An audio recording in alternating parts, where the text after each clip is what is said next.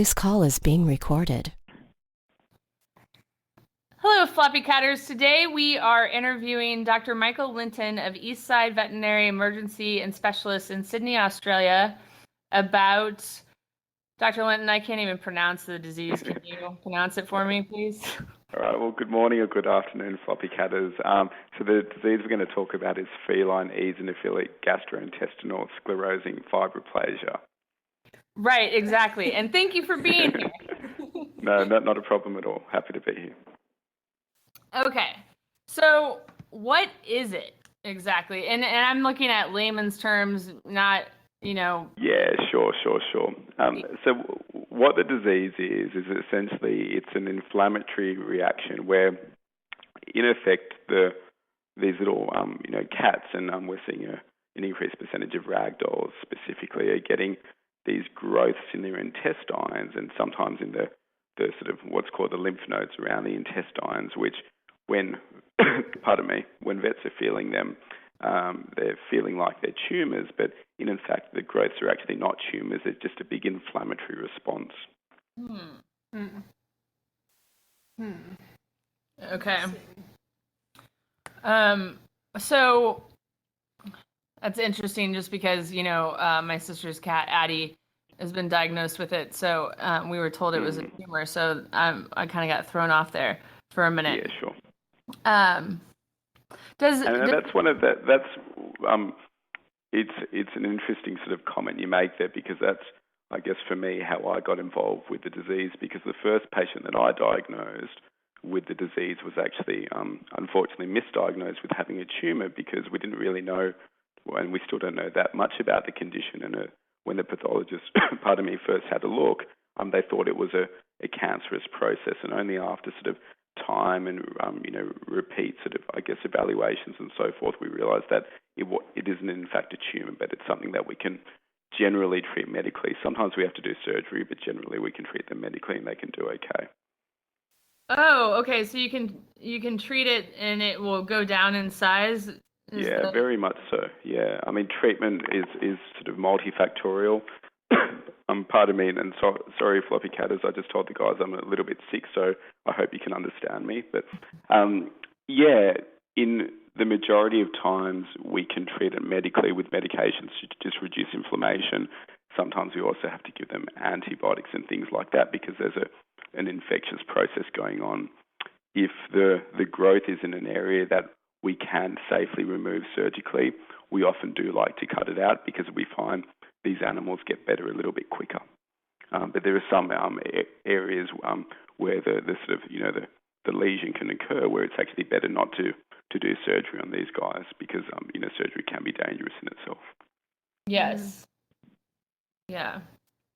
Does the disease itself have a shorter common name?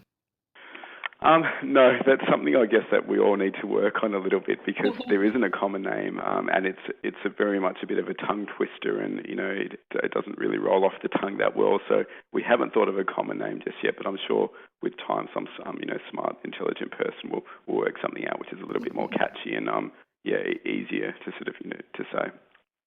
Okay, well, if you want to name it the Addie Dean disease, we understand.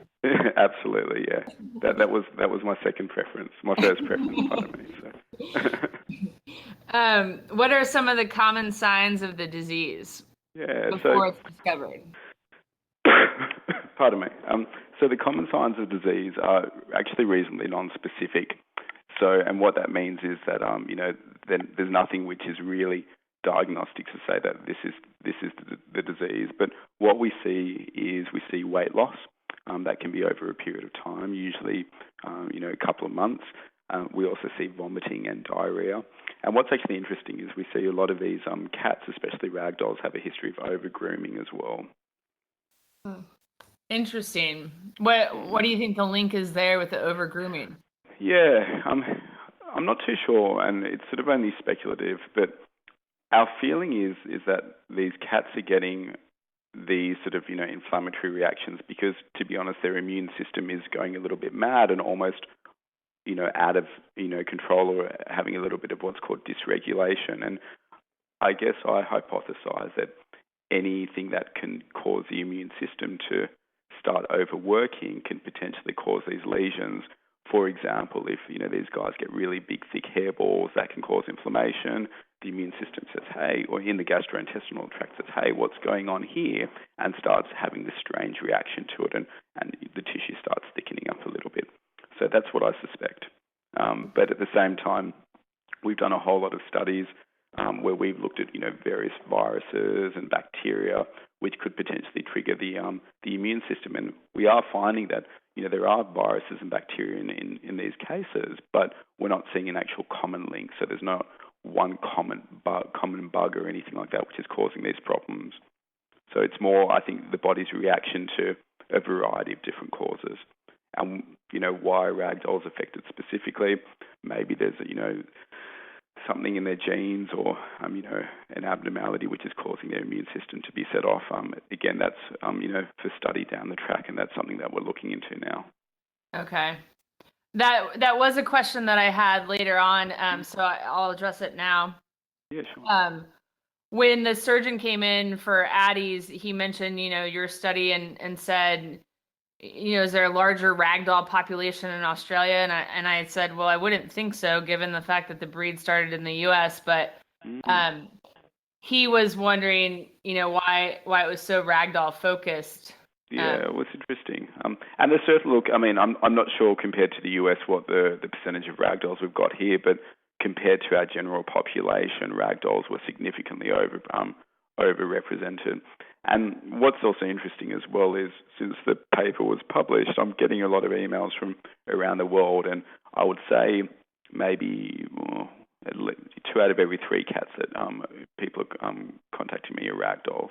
Oh. So I think there's definitely something, with the breed. Maybe 1 out of 2 or 2 out of 3. But yeah, there's definitely an overrepresentation of Ragdolls compared to the rest of the feline population. So there has to be some sort of, link to be found there.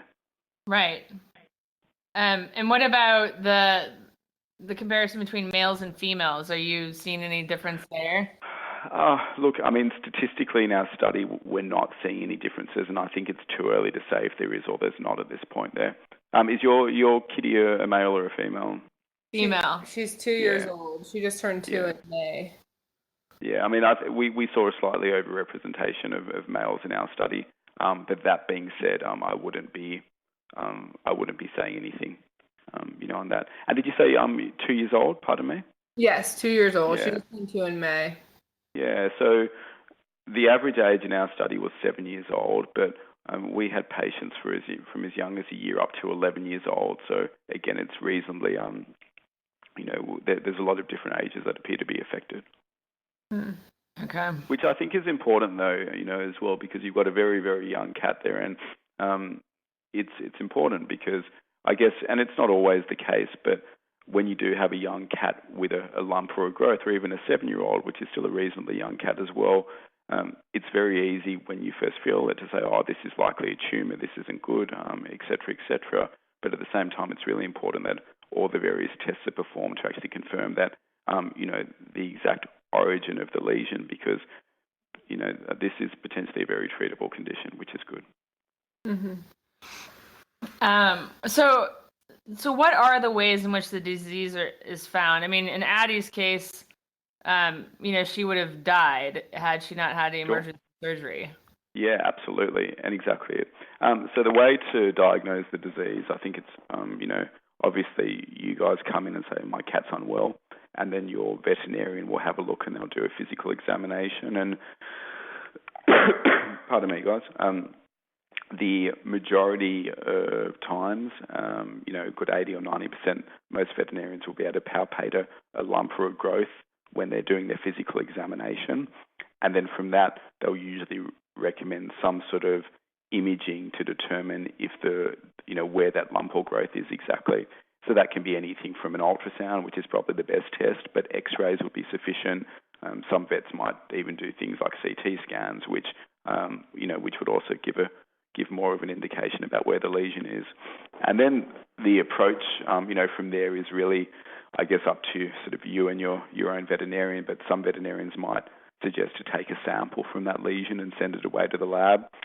so they can get a diagnosis before they go to surgery or before they treat medically. But for other animals that are coming in acutely, like it sounds like with your cat, sometimes, surgery needs to be performed then and there, because although this is a very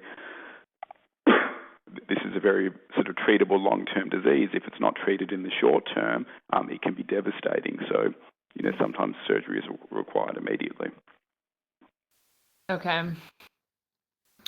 So when it's a immune disease, is it autoimmune or? Well, that's it. I guess it comes down to the fact that what's triggering the immune system to get, and triggering this, what we term inflammatory response, where we're getting a rush of a specific type of cells to the area, a cell called an eosinophil. And that's the big question. So what I would be suggesting to anyone whose cat has been diagnosed with this illness is to make sure that there actually isn't another disease going on which could have triggered this in the first place. So we spoke about hairballs initially, but other things that we need to consider are parasites. What's interesting, there was a case of a puma, so obviously not a domestic cat, but a case of a puma overseas, which had some specific parasites, which then led to this disease occurring. Various fungal diseases can do it. Inflammatory bowel disease could potentially do it. There was one case of an older cat which actually ended up having a cancer, but the cancer triggered this type of lesion to occur. So any condition or anything that can really cause inflammation can set this condition off. Okay. Okay. Acts as a trigger. Yeah, exactly. Acts as a trigger. Exactly. Yeah. And so I think it's important, when this is diagnosed, make sure, a poo test is performed where, parasites are checked for, various bugs are checked for, a blood test is performed, just to make sure there's nothing else going on which can trigger this off. Okay. So it's typically found in like the intestines and stuff, or? Yeah, it is. It's mainly found in the stomach and a little bit further down at the junction between the large intestine and the small intestine. Occasionally, we do see some cases where we get the lymph nodes, which are surrounding the intestines, which may be infected as well or only infected. About 15 years ago, there was an interesting journal article which came out of Japan where, funnily enough, they actually identified similar lesions in the neck the neck region of some of these cats, which had very similar pathology. We're not quite sure if it's exactly the same condition, but the lesions look very similar when we look under a microscope. Okay. Addie's tumor was growing over her cecum. Yes, exactly. And that's really the junction between the large and the small intestine. So that's the second most common place for this to be found. Okay. And hers, somehow, ruptured is what they use. My.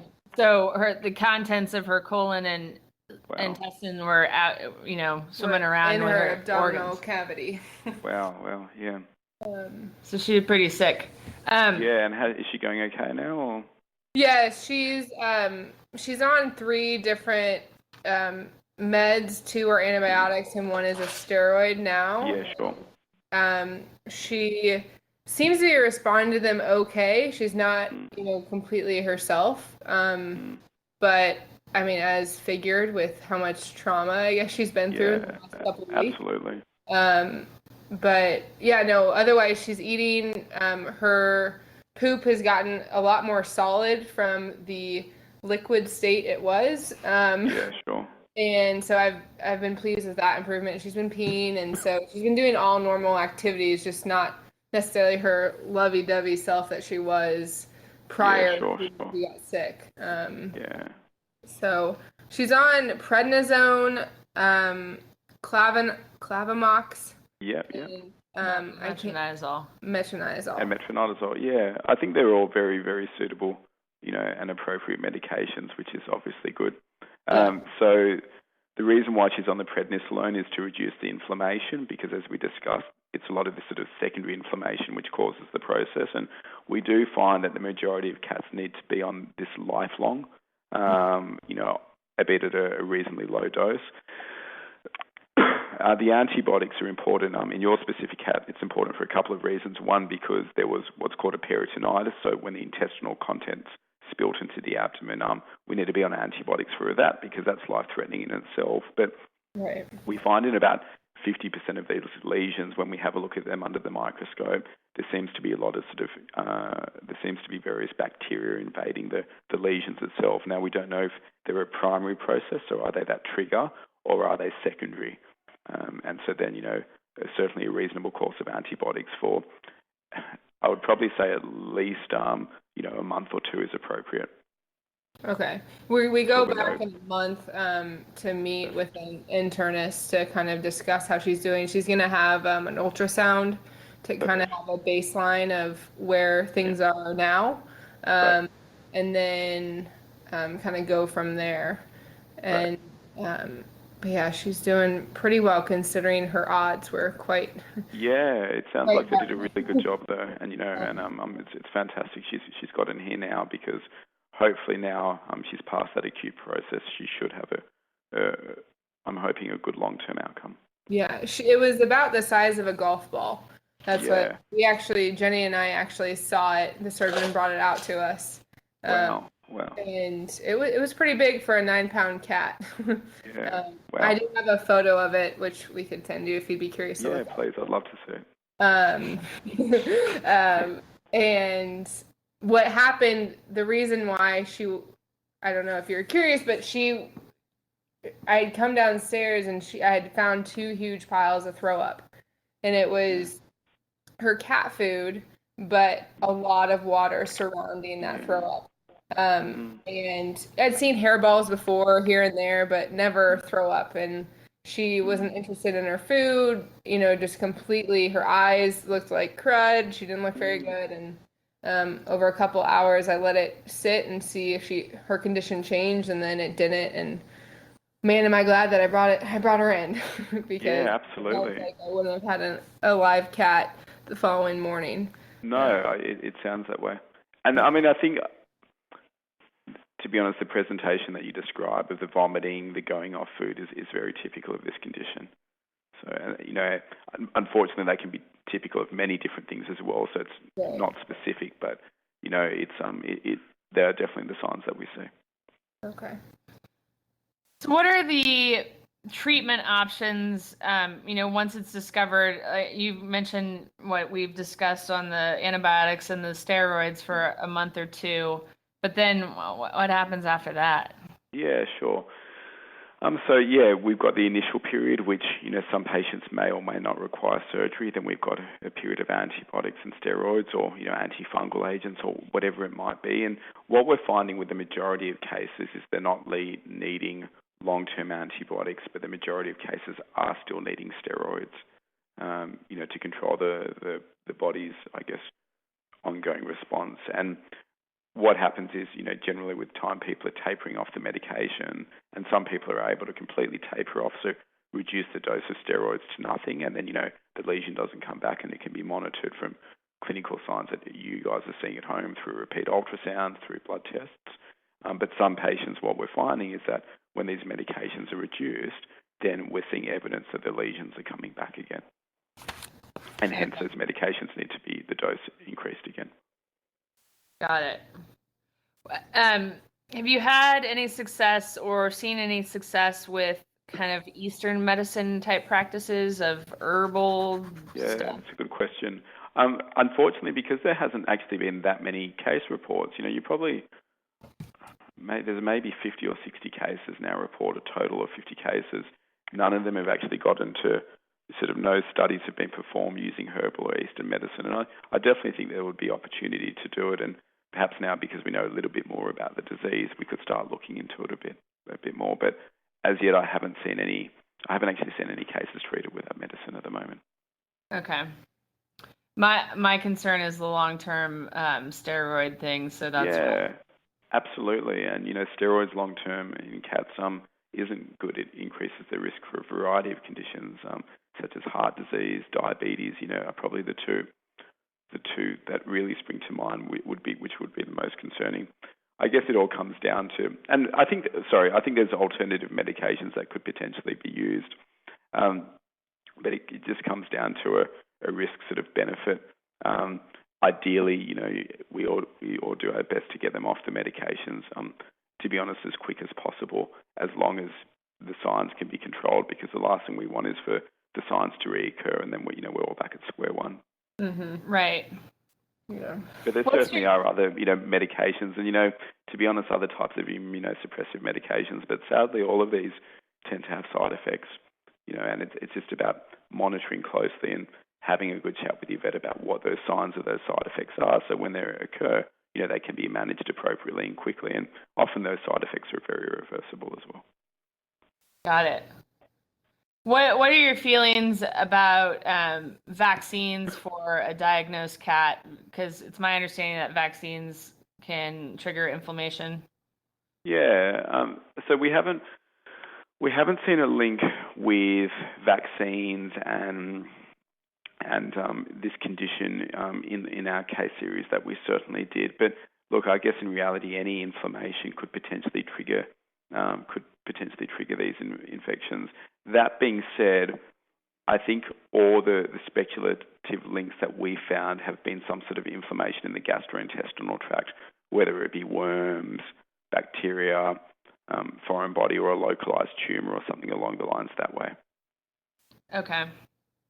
And again, I think it's a whole new kettle of fish, discussing vaccines because, the benefits versus the risks. I think vaccines are extremely important because, there's some of these conditions that we don't see anymore, and we sort of become a little bit, I guess, blasé about it, because we don't see them anymore. And vets who sort of practiced 50 or 60 years ago had, some real terrible times with some of these diseases that we vaccinate against. That being said, we've also got to be very, very careful that we're not over-vaccinating as well, because that can have problems in itself. Right. Well, it was just a suggestion from a friend of mine who thinks very Eastern medicine-wise about vaccines, and I said, well, and she's 2, so she could be titered for certain things, but... Yeah, well, that's it. And look, again, the titers that can be performed, they've all, even those tests themselves have got limitations. Right. I guess my own opinion is just all about balance. I think we have to, be very sensible on these conditions, and as long as we try stick to sort of, very specific sort of, scientific principles and things like that, and we're careful not to overdo things, but at the same time, we also have to remember why we, vaccines were brought out in the first place as well, and some of these conditions can potentially be horrible. So it's all about balancing things up. Yes. So that's my opinion, at least. Yeah. Yeah, I fully agree with an equal balance of both. So yes, So how did you get involved in this? And I mean, it sounds like you're pretty interested in it. Yeah, can you say a little bit personally about that? I guess I happened to when I was doing some training, I came across a cat which presented to me, which was really, really unwell. And the long of the short of it is, it was from the top of my head, I think it was a 9-year-old Ragdoll, and the cat presented, and we could feel a big gritty sort of mass in its belly, and we, the cat was really, really sick, and we took some biopsies of that specific mass, and we sent it away to the lab, and when the results came back, it came back with a pretty nasty tumor, and the cat wasn't doing any well or anything like that. And the cat ended up, because the cat wasn't doing well, we ended up putting the cat to sleep. And we, it was a very strange tumor. And over the next few months, we got some more opinions and had to look at it again. And then we found out that it was actually potentially this condition, which could have possibly been treated. Now, I don't know if that would have helped our cat because it was so unwell at the time, but it just really, I guess, intrigued me that this specific tumor was identified. And to a degree, initially sort of, I don't know if the term misdiagnosed is because it's so new, but I guess inappropriately diagnosed. And then when I had a bit more of a look in the literature, there was a very good study which came out from the United States as well, by a lovely vet, Dr. Craig, and I think in his paper, 25% or between 25 and 40% of cats, I can't remember off the top of my head, were also misdiagnosed initially. So that really intrigued me, and I just thought, well, we need to know a little bit more about this disease so then we can educate, as many vets as possible about it, and to a degree owners as well, that this condition is out there, that potentially it's not a death sentence, and as long as we can get onto it as soon as possible and manage it as quickly as possible. Well, I'm glad you did. Yes. Yeah. When the surgeon got the results and ran into my sister, she actually just had gone in to get something. He said, "Oh, I got the results, and it's something I've never seen before." Yeah, that's it, and that's a lot of people's reactions, to be honest, because it's new. There's not that many cases about it. You can't, there's no information about this disease in textbooks yet. For example, it's all in journal articles. Hopefully down the track there'll be more information about it in textbooks, but it's not easy to find information about this at the moment. So this might be an ignorant sounding question, but it's even odd that the pathologist would know what it was. Well, that's it, and again, I think it's just because of lack of exposure to it. And I think now you would probably find with the various journal articles that have come out, there would be a lot lower, misdiagnosis or false diagnosis, because of, obviously, with the benefit of people seeing with cases over time. But yeah, that was one of the things that intrigued me. You see cats, we're getting misdiagnosed just on examination, and then misdiagnosed when looking under a microscope. And it can be complicated. I mean, the pathology is very, very complex, and it can look similar to other conditions, and to be honest, cancers as well. And there's some papers where people are, debating whether a specific lesion is this or it's this. So sadly, unfortunately, it's not always black and white. And I think it's just important to take the whole picture together, and to look at, how the cat is, what it's presented for, what the vet's feeling and seeing, on their examination, where the lesion is, and so forth that way. Then hopefully once we've got the whole picture, that can really help point in the direction of the appropriate diagnosis. Okay. I think that is it that I have for general questions, unless you had something written down that I should have asked. No. I mean, I think you've covered a lot of information really well. You've done a better job than I did. I don't think so, but thank you very much. So tell me, is Eastside Veterinary Emergency and Specialist, you're a specialist vet? In other words, someone would have their regular vet and then come see you for weirdo conditions like this one? Exactly that, yeah. So we see referrals, from general practitioner vets who will send cases like this over to us during the daytime. And at night time, obviously, we see emergencies, and during the daytime, of course, any emergencies or anything like that as well. Okay. I know that there are quite a few readers in Sydney, so I wanted to give you a shout out if that would help. That's very sweet. Thank you very much. You're welcome. So thank you again. And then if you don't mind talking to us a little bit about Addie, we would love it as well. Absolutely. Thank you very much, guys. Cheers.